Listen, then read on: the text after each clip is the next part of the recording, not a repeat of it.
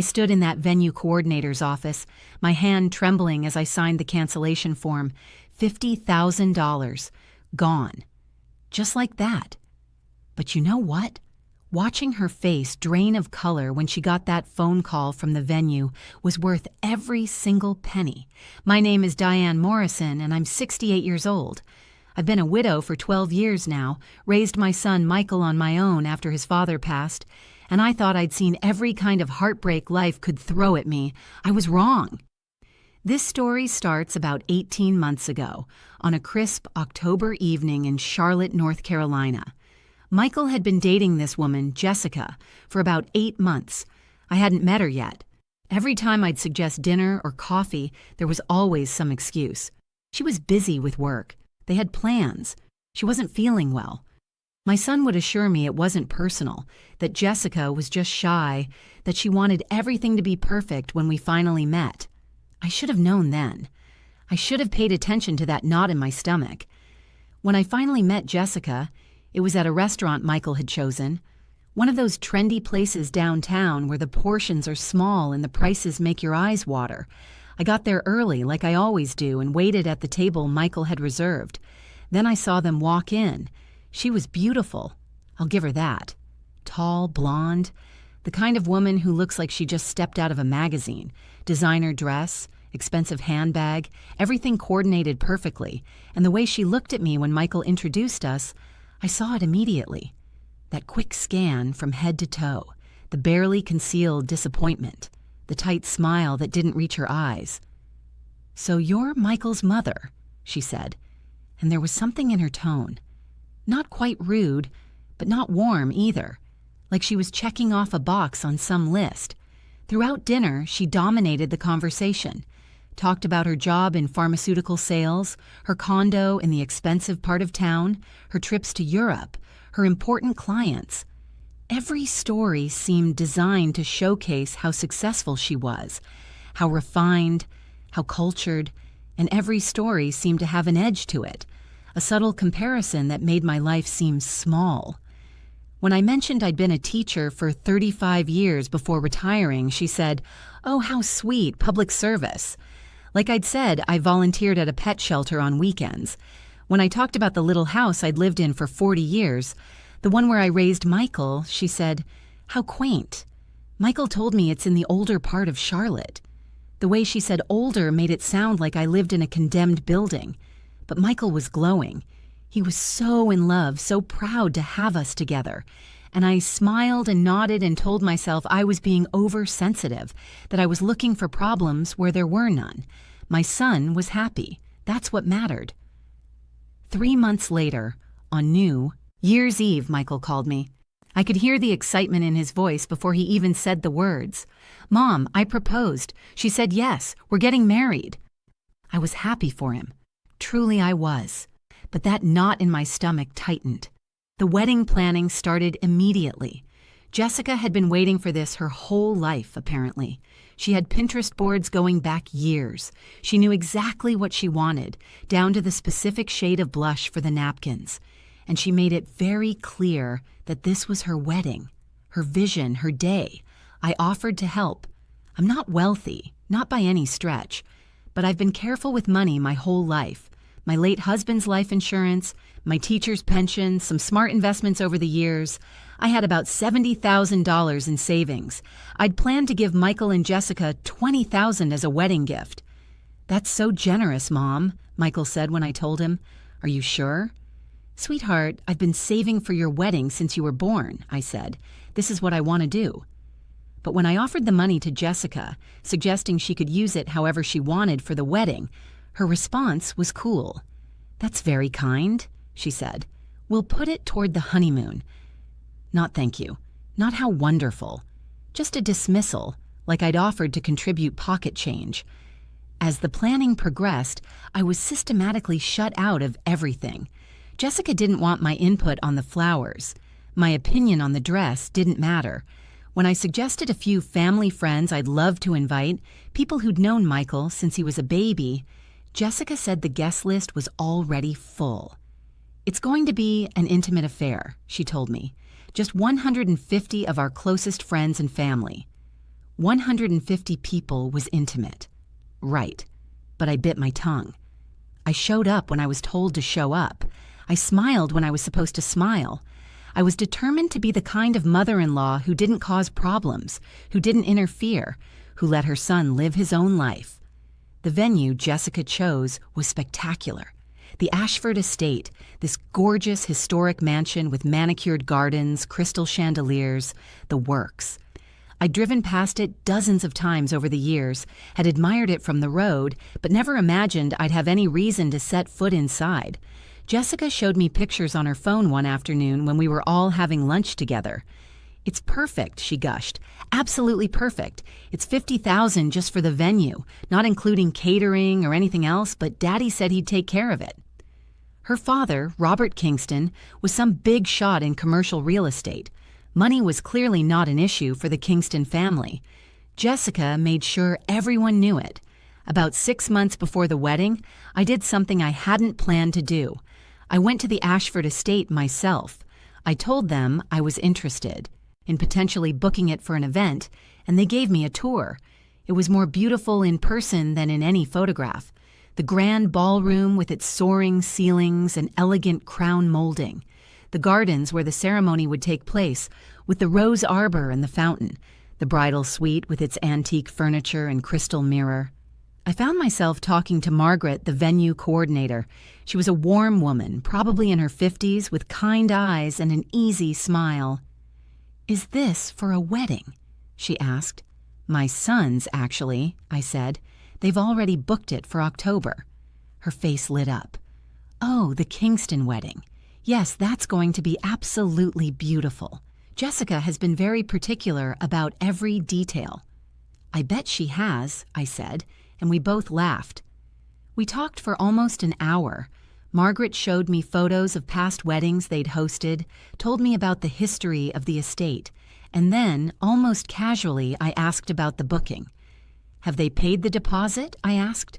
Margaret's smile faltered slightly. "Well, that's been a bit of an issue, actually.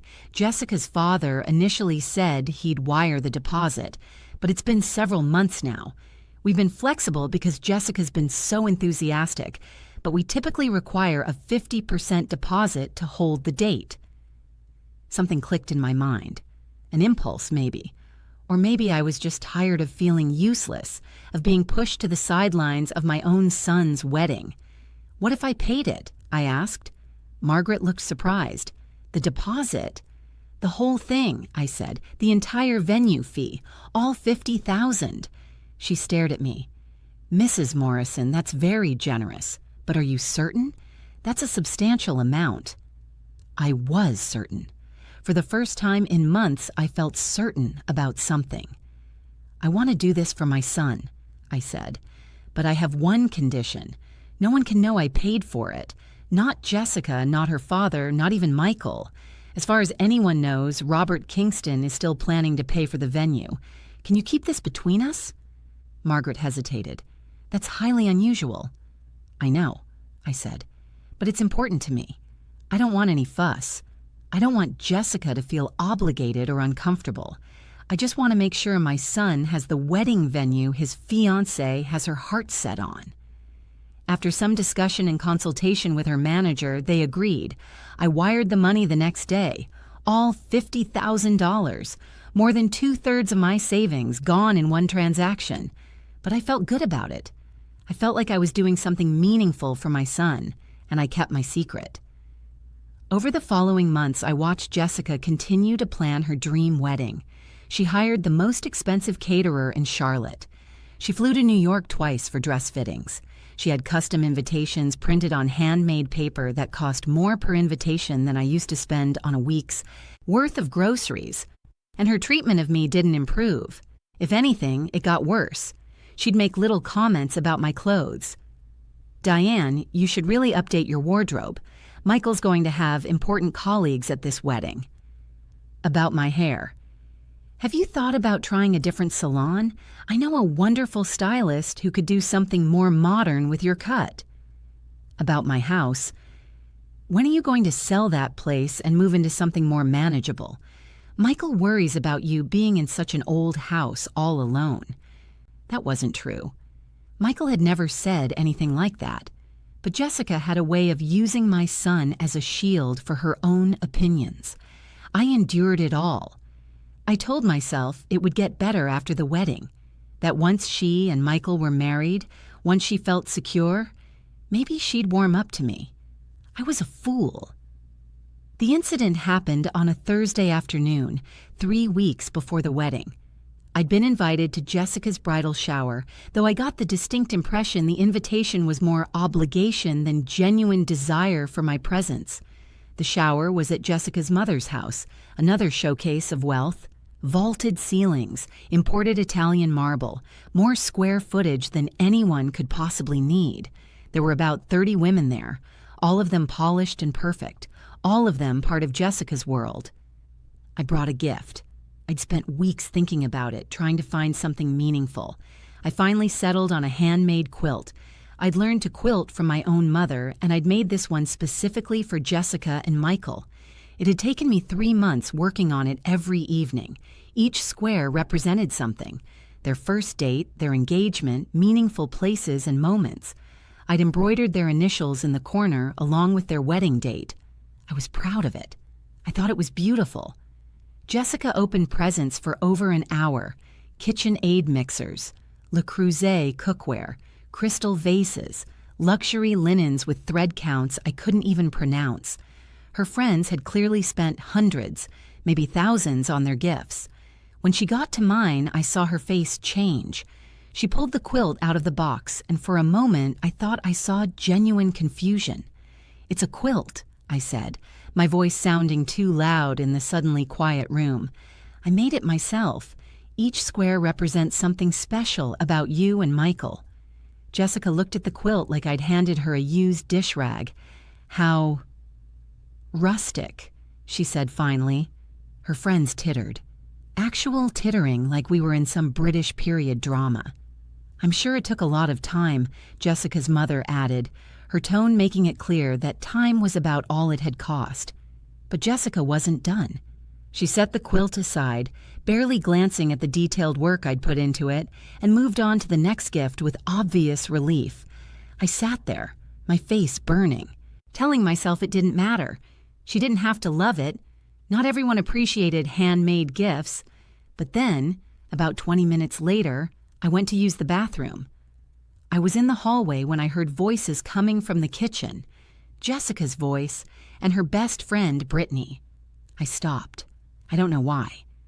Maybe some instinct told me I needed to hear this. "God, did you see that quilt?" Brittany was saying, and she sounded like she was trying not to laugh. "What is this, 1950? "I know," Jessica said. I should have expected something like that from her, honestly. Michael's mother is so... I don't even know how to describe it. Frumpy? Basic? "She seems sweet, though," Brittany offered. "Sweet doesn't pay for designer shoes," Jessica said, and they both laughed. "Honestly, Brittany, you should see the house she lives in. Michael is embarrassed by it. He told me she barely has any savings, spent everything putting him through college. Which is noble, I guess, but kind of pathetic, too. Like, couldn't she have done both?" My blood went cold. "At least you won't have to deal with her much," Brittany said. "Once you're married, you can keep your distance." "Thank God," Jessica said. "Can you imagine having her around our kids someday, teaching them to quilt and clip coupons? No, thank you. I told Michael we're setting boundaries immediately. Sunday dinners once a month, maximum. And holidays will rotate with my family, so she gets every other year at best." "What about the wedding gift?" Brittany asked. "Did she actually give you guys money?" $20,000, Jessica said, and I could hear the dismissiveness in her voice. "We're putting it toward the honeymoon. It's not nothing, but it's not exactly impressive either. Daddy's spending 10 times that on the wedding." "Well, at least you got something out of her," Brittany said. They laughed again. I stood in that hallway, my hand on the wall to steady myself, feeling like I'd been punched in the stomach. Every word was a knife. Every laugh was a twist of the blade. I went back to the party. I sat through the rest of it with a smile frozen on my face. I admired the other gifts. I ate the tiny sandwiches and drank the champagne. I complimented Jessica on everything, and inside I was done. That evening, I called Margaret at the Ashford estate. "Margaret, it's Diane Morrison," I said. "I need to ask you something about the Kingston wedding booking." "Of course," she said. "Is everything all right?" "The contract for the venue," I said. "Who is it under? Who has the authority to cancel?" There was a pause. "Well, since you paid for it, the contract is technically under your name. We put Jessica Kingston as the primary contact for planning purposes, but you're the client of record." "And if I wanted to cancel," I said slowly, "what would be the financial penalty?" Another pause. Longer this time. "Mrs. Morrison, the wedding is less than a month away." "I know," I said. "I'm asking hypothetically." "Hypothetically," she said carefully, "you'd forfeit the entire payment. We can't possibly rebook a date this close to the wedding. You'd lose all $50,000. "I understand," I said. "Thank you, Margaret." I sat with that information for 3 days. I barely slept. I played every conversation with Jessica over in my mind, looking for signs I'd missed, moments where I could have handled things differently. But I kept coming back to her words.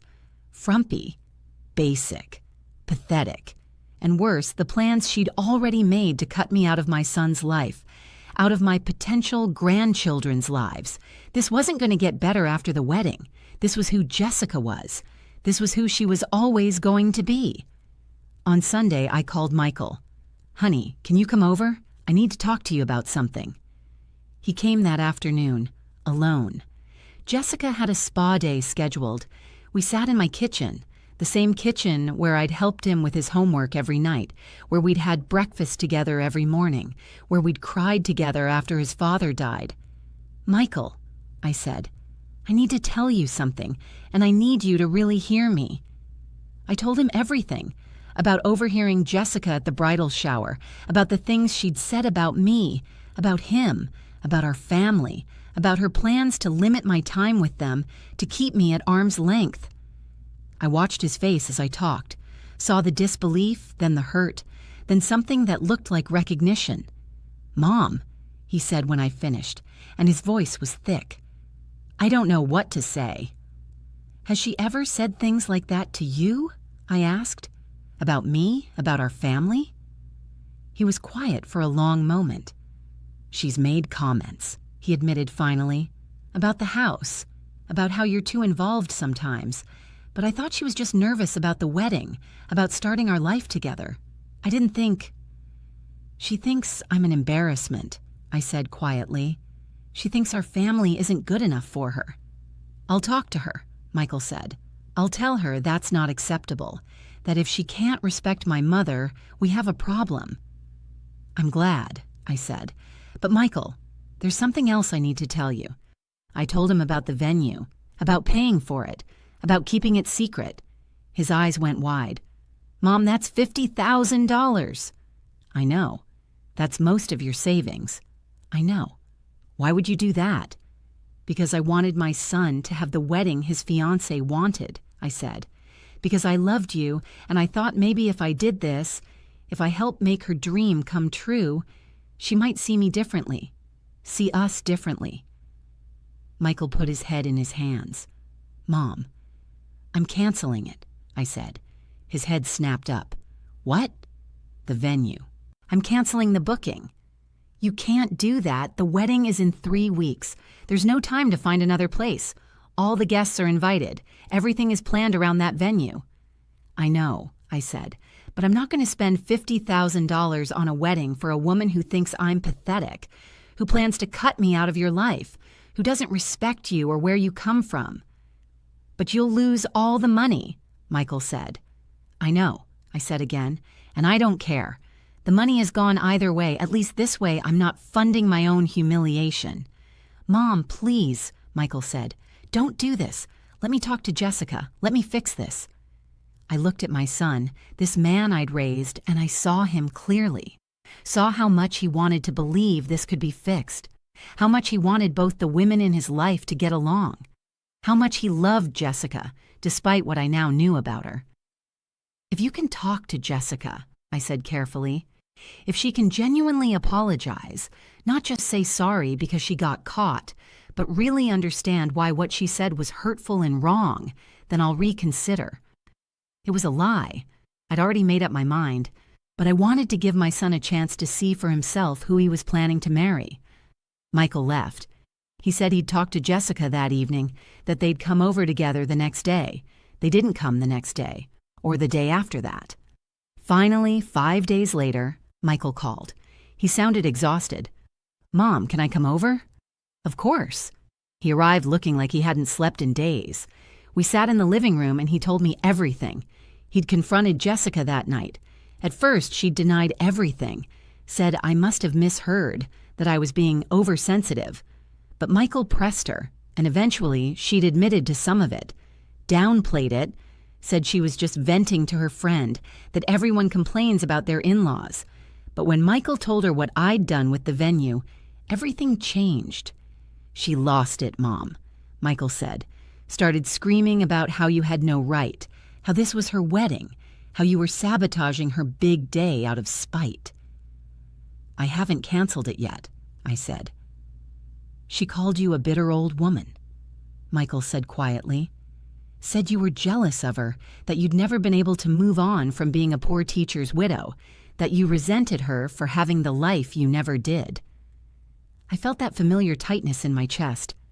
"And then she gave me an ultimatum," Michael continued. "She said if you cancel that venue, the wedding is off, not postponed. Off. She'll break up with me."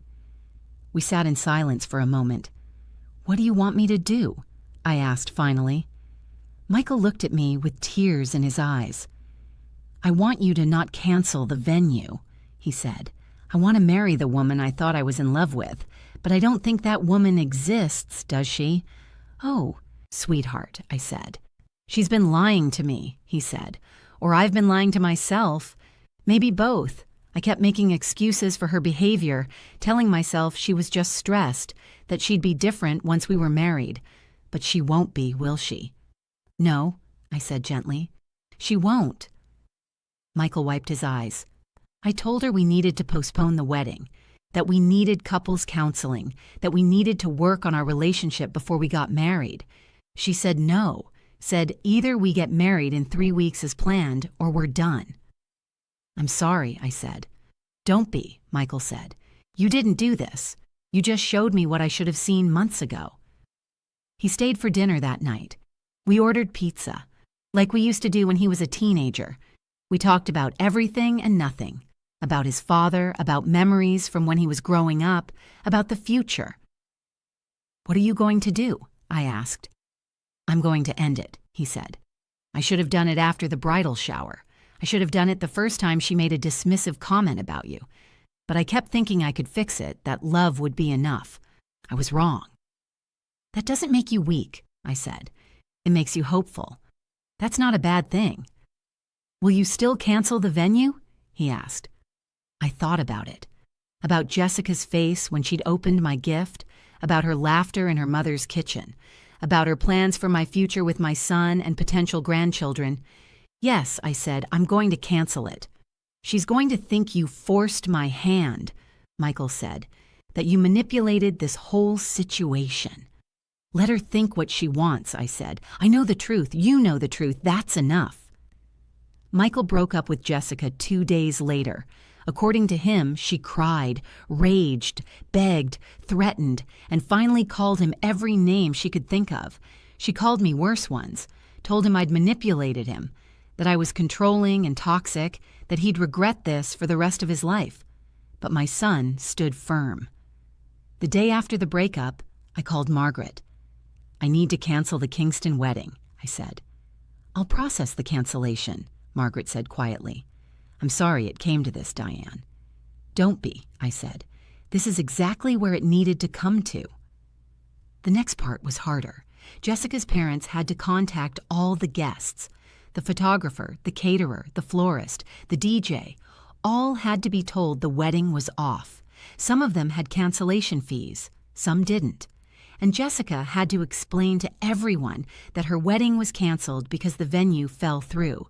She didn't tell people the truth, of course.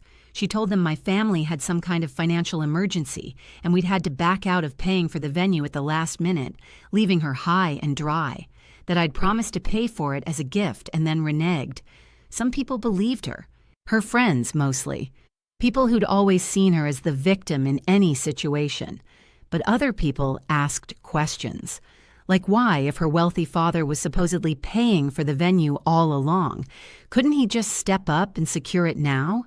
Like why, if they had 3 weeks' notice, they couldn't find an alternative location? The story started to unravel. People who'd been at the bridal shower remembered things, remembered how Jessica had reacted to my gift, how her friends had laughed. Someone even remembered seeing me leave to go to the bathroom and come back looking upset. The truth came out in pieces, the way truth usually does. Jessica tried to control the narrative, but she couldn't. Within 2 weeks, most people knew some version of what had really happened, that Michael's mother had overheard his fiancé insulting her, that there was more to the story than a simple financial backing out. Jessica called me once during all of this. I shouldn't have answered, but I did. "I hope you're happy," she said, her voice venomous. "You ruined my life. You destroyed my wedding.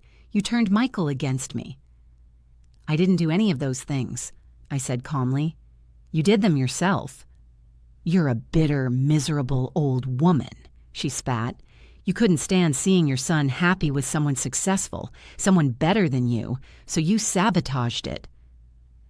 "If that's what helps you sleep at night," I said, "you go ahead and believe that." She hung up on me. That was 4 months ago now. Michael is doing well. He moved to a new apartment, threw himself into his work, started seeing a therapist to work through everything. He calls me 3 times a week. We have dinner every Sunday, sometimes at his place, sometimes at mine. He started dating again, nothing serious yet. But I see a difference in him. He's more careful now, more aware. He asks questions about how women treat service workers, how they talk about their own families, how they react when things don't go their way. He learned something from this. We both did. As for the money, yes, I lost $50,000, more than half of what I'd saved over a lifetime. But I don't regret it, not for a second, because I bought something with that money. I bought my son a clear view of who he was about to marry. I bought him a chance to start over before he was legally tied to someone who would have made him miserable. I bought myself the right to stand up for my own dignity instead of quietly accepting disrespect in the name of keeping the peace. $50,000 is a lot of money, but some things are worth more than money. Jessica, from what I hear through mutual acquaintances, is doing fine. She's dating someone new, someone with even more money than Michael ever had. I hope he knows what he's getting into. I hope he has a mother who loves him enough to pay attention to warning signs. As for me, I'm back to my quiet life. My little house in the older part of Charlotte, my garden, my quilting, my Sunday dinners with my son, and I sleep just fine at night. Because the truth is, I'm not a bitter old woman. I'm not frumpy or basic or pathetic. I'm a mother who loved her son enough to show him the truth, even when it was painful. I'm a widow who built a good life from scratch after loss. I'm a teacher who gave 35 years to helping kids learn and grow. I'm a woman who knows her own worth, and that's worth more than any wedding venue.